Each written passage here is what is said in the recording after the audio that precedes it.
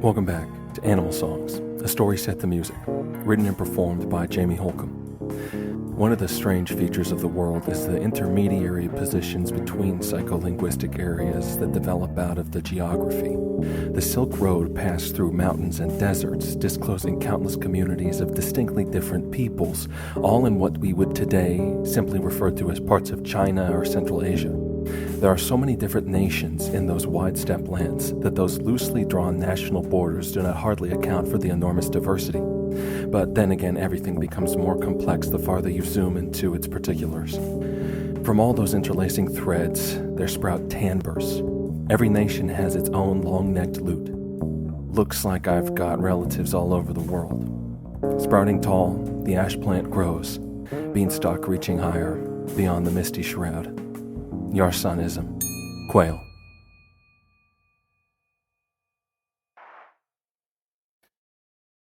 One of the strange features of Piro Bay is how close the mountains are to the ocean. The terrain is extremely diverse for such a small space. From the heat of the cypress-shadowed shore, the ground rises, unfolds. Like a tidal wave, the land rolls upward into colder climes, and Piro Bay becomes the icy peaks of the Koran Mountains, where the king's palace hides. Pinocchio Sin Warshaw had expressed his desire to make the trip alone, but the crew of the SS Enterprise was one body, they explained. Besides, it was Ruby, they agreed, who should make the appeal to His Majesty, as it was her poor beloved boy who would be the object of the quest, for whom every knight in the king's army would search the land of old Piro. So Geppetto Sin Warshaw saddled his mule, Pinocchio, a name he'd bestowed on his equine companion out of affection in his son's absence. And he hitched this worthy steed to the rickety cart he used to haul his meat to market. Ruby, Violet, Frida, and Frederick would ride in the cart, while Geppetto would mount Pinocchio, and the human Pinocchio would guide them all as the head of the party. Crystal and Starla, given the severity of the mountain climate, would reluctantly mind Warshaw Manor, as they'd cutely dubbed the dilapidated pig farm. "Come on, we can play with the piglets," Crystal said to Starla. The little girl had tears in her eyes as she stood on the threshold of the house, watching the adventurers prepare. Violet and Frida were loading the cart with the squiggle-patterned Piro blankets of various colors, the blankets which had served the crew as beds overnight and would now protect them from the mountain air. "But what if he trips?" said Starla, a child's non-sequitur produced from the secret knittings of her curious mind. Starla ran to the curled cypress in the front yard. "Baby," said Crystal, "don't get lost." She shined sea-glass eyes on her sister, sitting in the mule cart, and quickly looked away from her dark, reflected gaze. Starla ran to the cypress, and she grabbed one of the lower branches and tugged. Crystal crossed the yard, as did Pinocchio Sin Warshaw, who had been watching from behind the mule. As her mother lifted her and pried her fingers from the cypress branch, Starla turned to Warshaw and repeated herself, "He'll trip." "I think she's trying to get you a walking stick," said Crystal. She gave him a gentle smile. "It would be safer." The cypress is much too weak, I think," said Warshaw, "but it is an excellent idea." He tousled the girl's hair. In Piro, the old man's voice called, "Want your grandpa's cane?" Bow-legged Geppetto hobbled to the porch, disappeared inside, and returned instantly with an ordinary curled cane. The wood was slightly red-tinted. The handle was worn with century-old palm oil. "Why don't you use it?" Pinocchio said to his old man as he extended him the stick. "Bah," said Geppetto, waving his hand dismissively. "Start using one of those. Pretty soon you become one." He crooked his back and mimed a three-legged shuffle to Starla's delight. Old men and little children speak the same language. Smiling now, Geppetto straightened himself with a crack. "Your mother kept it," reminded her of her father, "and it's just been sitting between the umbrellas. Might come in handy up there." He doffed his cap to the ladies, and he said some words which everyone understood through their warm tone. Then he returned to the mule cart. "Well," said Pinocchio. He manipulated the red cane, inspecting the striations along its length, the natural patterns in its grain. "Good thinking, my dear." Starla hugged his long beanstalk legs. "Don't trip." Crystal glanced into his olive eyes before she bent and picked up her daughter. "Be careful," she said. In the cart, Frederick and Frida were spreading the blankets. "And a nice red one," said Frida to the sunset-striped fabric spread before her. "I know who'd like that." Ruby stared at the sky. There was not a cloud in sight. "Here," Frida hurled the blanket at Violet, sitting behind the mule next to Ruby. "Wrap her well." "All right," said Violet. "Ruby." He spread the blanket behind her shoulders, and she shot out an arm, knocking him back. Violet dropped the blanket to settle over her, and he slid to the opposite corner, beside the black, bristly mule tail flapping the sultry sea air. Now Geppetto had mounted his mule. Armed with his walking stick, Pinocchio strode to the head of the party. "I suppose we are off," he said. "Damnation," called Frederick. "Declare it, man. We're off." Warshaw raised his cane and pointed it forward. He marched, and Geppetto followed, tugging Pinocchio's bridle and calling, "Yeah." From the doorway of the Warshaw house, Starla waved and shouted goodbyes. Crystal watched the cart disappear behind the bushy heads of the bent trees, and the last thing she saw was Ruby's vacant stare. "Come on, baby," she said. She hugged her daughter tightly and slipped into the house. The winding road snaked through the rows of orange brick houses, and then it began to rise, a sharp incline that demanded Warshaw to push against the hard-packed earth with the cane. "What luck," he called, over his shoulder, panting. He indicated the cane, but a fish-fresh blast from the bay drowned out his voice. Warshaw realized then that for this journey, as the head of the party, he would be alone with his thoughts. He thumped and scrabbled up the incline, the cart creaking and the mule clumping behind him, until the road emerged above the hilly mounds of the treetops onto a plateau, and he stopped to stretch his burning calves. A cracky cliff face fell to the town, and beyond the dark green shroud of the trees, Warshaw could see for the first time the bed of burned-out ruins, which he briefly mistook for a graveyard before getting his bearings on the geography. A garden of blackened rubble, jagged tombstones that gaped like teeth in a giant's jaw. The cart and mule creaked and clomped to a stop behind him as he stood on the edge of the plateau, the whistling sea air wrapping him in a cocoon of silence, to stand alone inside his own thoughts, reflecting on the corpse of the shrine of Crispin. The mule snorted, recalling Warshaw to his task. He turned and saw that his father was close enough to hear him, and his brow was bent in gentle concern. "Someday," said Warshaw, stepping closer to his father. He pointed with the cane down the cliff face. "When we have solved this problem, I will turn my attention to that." "Not much left of it," said his father. He curled his lips in an impotent expression of empathy, and he shrugged and cleared his throat as a meager apology for natural happenstance. "That is where you are wrong," said Warshaw. Though the old man didn't understand what his son meant, he smiled. "Well, the monks are up here in the mountains too," said Geppetto. "Maybe you can talk with them." What Warshaw wanted to say was that the monks knew nothing, but with his fingers curled around that solid strip of wood, feeling the sturdy implement sound in his fist-gripped right hand, and looking into his father's face as the smile returned to that impotent, apologetic lip curl and shoulder shrug, Warshaw knew what to say. What he read in his father's expression and in the tightness of his fist, what he felt was a single determined head nod. And then he did speak. First things first, he returned to the head of the party and called, in the Western language, "We're off." Already the wind was turning chill, and the air was getting thinner, so that whenever the crew members drew a breath, it bit its way into their lungs. Everyone was wrapped well in the blankets, which were shaped in the Pierrot style so that they could be draped over the shoulders into a garment we would recognize as a poncho. Frida sent a gray blanket, by way of Violet and Geppetto, to Pinocchio. "Tell him it's to match his smart suit," she said to Violet.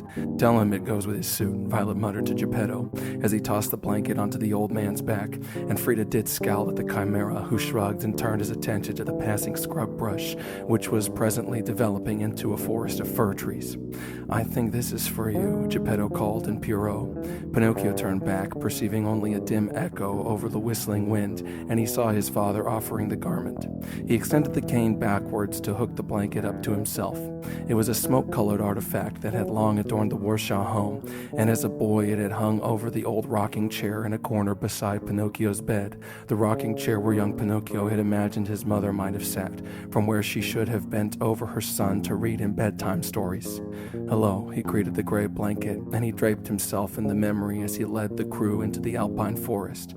The road continued to climb and bend through the thickness of fir trees. The only sounds were the crunching of needles beneath Warshaw's feet, appropriately booted thanks again to the artifacts of Warshaw Manor. Pinocchio's hoofs and the clacking wheels of the mule cart, as well as the occasional caw of a distant crow. Augury, thought Pinocchio. The image of a desiccated papyrus text in the candlelit library shone within him, and the remembered term presently directed his eyes skyward. Far above him, an eagle circled, scanning the world below for signs of his own pursuit. As above, so below, thought Pinocchio. The memory, or anamnesis, as it was not a specific but generic, all-containing scene of the dim library beneath the earth, hung around Warshaw so that, and perhaps this was a product of the thinning air as well as the somewhat disturbed sleep he had experienced the previous night, but so it seemed to Warshaw that he was walking through the shadows of the fir trees and sitting in that dark cave at once, his cane thumping the earth and crackling the fallen pine needles, while his young fingers turned the brittle pages of that great text he had once read in the shrine of Crispin. Brother Daly's bearded face bent into the candlelight. "Where are you going?" "It's only a daydream," thought Warshaw. What would the monk make of their present quest? "I wanted to tell you," said young Pinocchio in the library. "Dragons are real." Brother Daly smiled and shook his head. He shuffled around the table to lean over the boy's shoulder, and he considered the open book as Pinocchio turned the page. Columns of indecipherable swoops ran up and down the papyrus. "That is a good one." The monk extended a hand and tapped an enormous pointer finger on the page of symbols. In the dim light, it seemed to Warshaw that the monk's hand was missing its other fingers. "Lost in the shadows," whispered Warshaw. Far down the catacomb tunnels, the cane thumped and the pine needles crunched. "I wanted to know the answer," said Warshaw. "What to do about them. I thought you would know. It's all real. You should know." The monk tapped his finger on the text. "Have you read this one?" He smiled, a warm expression adorned with sad eyes. "Perhaps they will find him, down there," said Pinocchio aloud to himself, and his voice seemed to echo in the cave. "The mountain cliffs," he said to this observation, "but the mind is miraculous. I am there, I am here. Inside I'm watching, outside I'm watching, inside." The monk tapped the mysterious symbol in the bottom corner of the brittle page. "I thought you should know." The tree line was growing thicker, shading out the sun. Pinocchio pulled his blank tighter around himself. He looked back to ensure that Pinocchio and the cart were still following him. Geppetto waved. Inside, the cave was enlarging. It reformed into the one room of the so-called Warshaw Manor. Crystal sat in the rocking chair, a book of fairy tales, a green leather-bound book which Warshaw remembered, spread open before her. She was moving her lips, but Warshaw could not hear the words. Only dull tones rang from her subtly shaping mouth, a music Warshaw heard as if he were underwater. Starla sat cross-legged on the ground, her back against the bed, listening to her mother's voice. As above, so below floated through Warshaw's mind, a non sequitur generated by secret readings he perceived in the text. The needles crunched. He felt the cane in his hand. A new memory floated to the surface. Was it a dream? Had he dreamt about the cane? A premonition? The stories are full of them. But of course they are only stories. And yet, a dragon, a quest. Was it a scary dragon? He could hear her now, both of her, the wide-eyed girl looking up at her mother's face, concealed behind the fairy tale cover. Yes. Once more the world changed in the crackling pages of his thumping finger. A white room. No, a high-windowed cafe. Alien tables of sleek sculpted material crowded with people in miraculous dress. Coats of shining leather, riveted pants, dresses in bright otherworldly colors, stitched in geometric patterns that no man in Pierrot had ever dreamed. A drone of ceaseless chatter, one voice, like a cosmic white noise, enveloped the blank cafe. The high windows that flooded the place with crystalline sunlight, they were bordered by what at first appeared to be plain white walls, but now he could see that there were faces, a mural spread across the space depicting gray strangers, figures unknown to Pinocchio in Warshaw. His eyes fell on a long-bearded visage. Then he turned to the text in his hands. Written in golden smoke-tilting letters was the phrase, "It walks between worlds." And the dream returned, the dream from, was it just last night? That place that he had been consumed, the strange cafe, so that now the walls did become blank, everything white shining. The boy sat beside him. "Hello, sir." It was Tangi, that miraculous girl, complete with her forsaken dark felt hat and long ash staff. The real lunatic Tangi stood before him. Warshaw said, "What are you?" So you found it. Warshaw manipulated the cane which lay across his lap. Hardly. I have lost more than found. But you are here, she said. You are here, and now you can deal with me. We are going to embark on a quest for that boy. The baby Todd in his red container floated just above Tangy. She turned and lay her hand flat beneath the jar as if presenting the illusion. Pickled in a heart bottle, she said. Heart bottle? You can tell by the red. Warshaw glanced at the cane in his lap, and it briefly flashed golden etchings of corn stalks and goddesses. That was all it took. He was walking through the dark woods up a sharply inclining road, his left hand pinning the blanket shut across his chest, his right hand clenching the curl of the cane. He was freezing.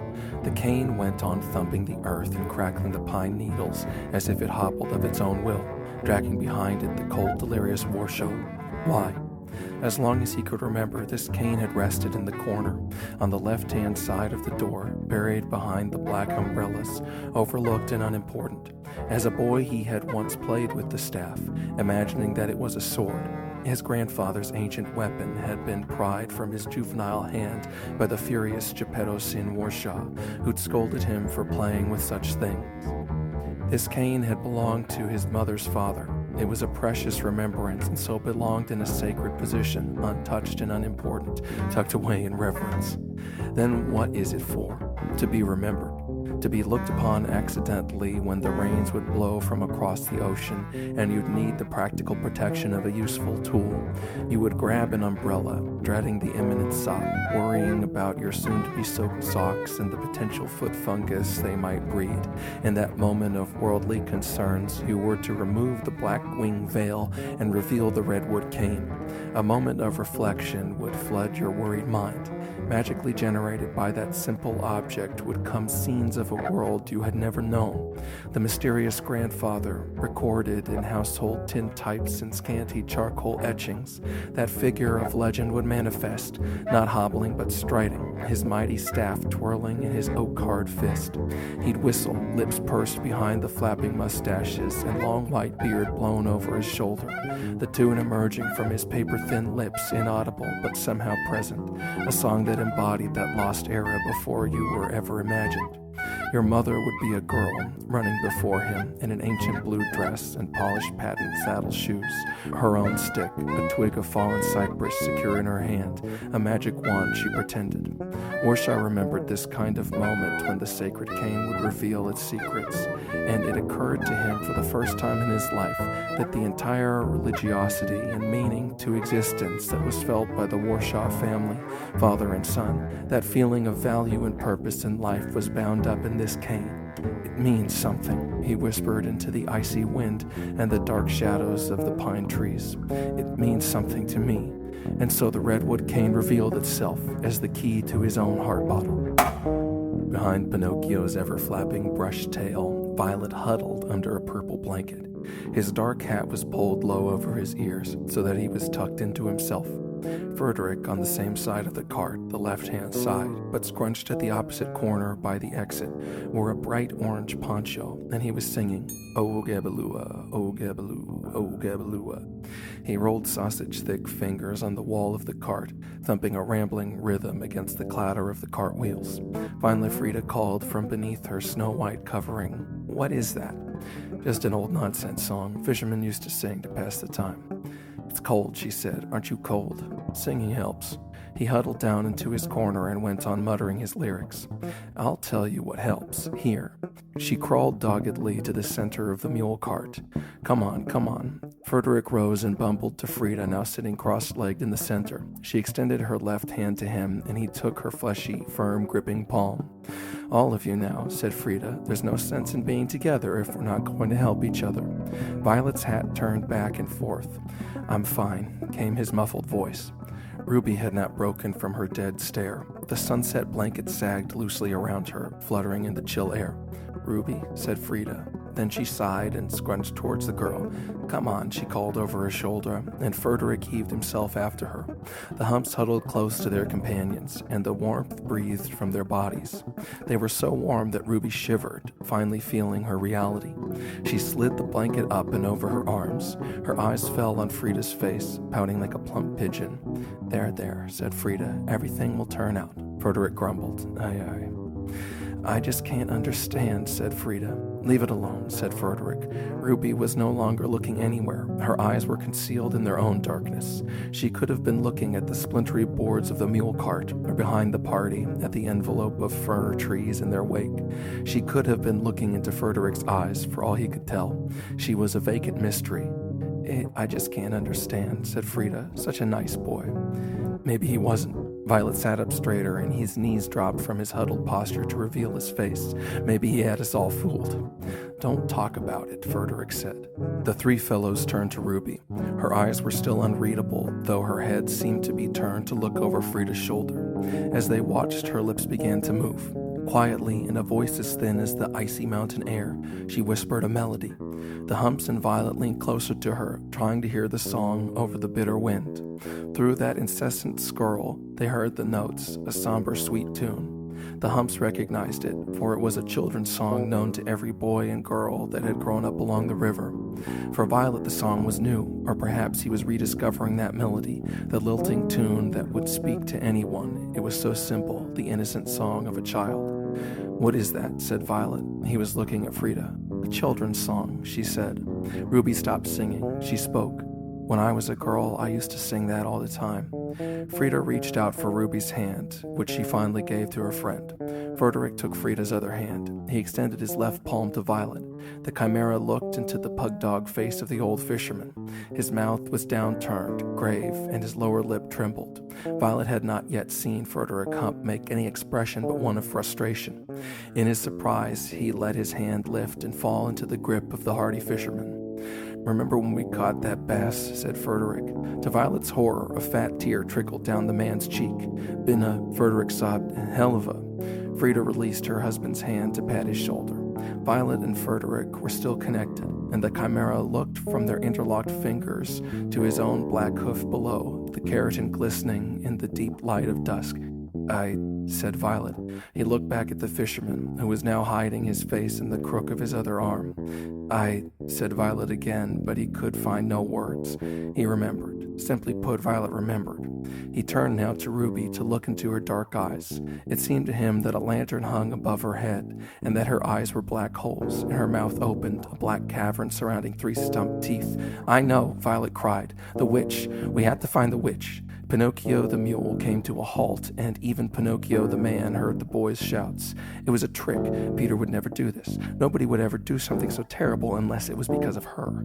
Warshaw, summoned by the shouts, had trekked back to the still cart, and he leaned over the edge, listening to Violet's declaration. But of course, he said, we already know as much.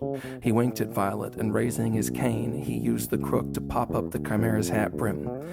Then he marched forward, calling, we're off. Violet, in true chimera form, felt just about everything. When he glanced at Ruby, though her eyes were lost, her lips smiled. Frida hugged, blubbering Frederick. Violet almost laughed, but as the chuckle rose in his throat, it issued forth as words. I will find them. As long as I live, I will find. And then he was crying too. The really spectacular thing about this small moment, an observation which would occur to Violet only much later, was that in this tangle of peculiar feelings, for a little while, the boy completely forgot that he was a monster.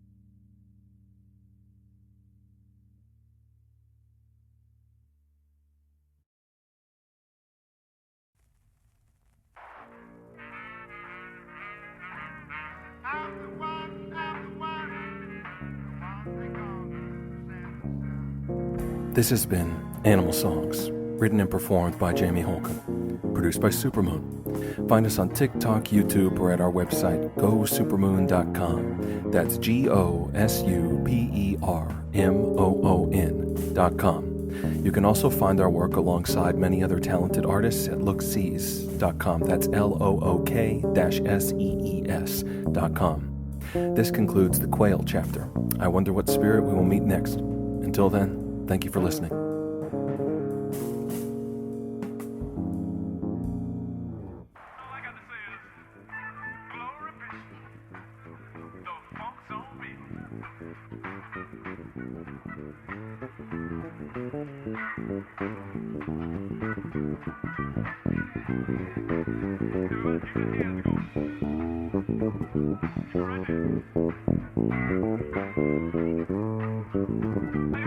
I want to tell you what we do.